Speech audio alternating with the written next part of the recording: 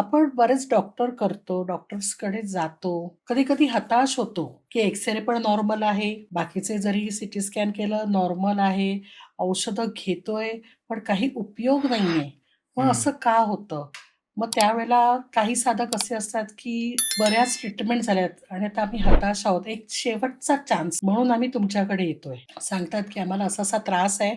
खूप औषधं झालीत, खूप डॉक्टर झाले, पण आम्ही एक आता तुम्ही म्हणालात, तुमचा पॉडकास्ट पाहिलाय म्हणून आम्ही एक प्रयत्न करणार आहोत बरं. आणि अशा ह्याने पण येतात आणि बाबाजींची कृपा, की क्रियायोगाने खरंच त्यांना फरक पडतो. थायरॉइडचे असे बरेच पेशंट्स आहेत, की त्यांचा थायरॉइड गेलेला आहे. हं, हं. हळू कमी, कमी, कमी होत गेलेला आहे. आता मध्यंतरी माझे एक पुण्यातले साधक आहेत, की त्यांनी सांगितलं, की त्यांचा हार्टचा प्रॉब्लेम होता. ते फंक्शनिंग होतं ते फक्त 35% होतं. पण आता क्रियायोग कंटिन्यू करून, करून त्यांनी परवा दिवशीच मला सांगितलं, की आता ते 45% वरती गेलंय. काही पेशंट्स जे आहेत त्यांचे कॅन्सर रिलेटेड त्यांचे प्रॉब्लेम्स आहेत आणि त्यांनी जेव्हा सांगितलं, की खरंच क्रियायोग कॅन्सरवरती तुम्ही जे म्हणतात ते खरं आहे, की हं. क्रियायोग कॅन्सरवरती काम करतो आणि मुख्य म्हणजे कॅन्सर म्हटल्यावरती मेंटल हेल्थ खूप डिस्टर्ब होते आणि त्यावेळेला तो स्वतःवरती परत आत्मविश्वास मिळवणं, आम्ही गिव्ह अप केलेलं असतं. पण क्रियायोगाने ना आम्हाला तो परत हे होतं, की नाही मी बरी होणार. हं, हा हं, हं. आत्मविश्वास वाढतो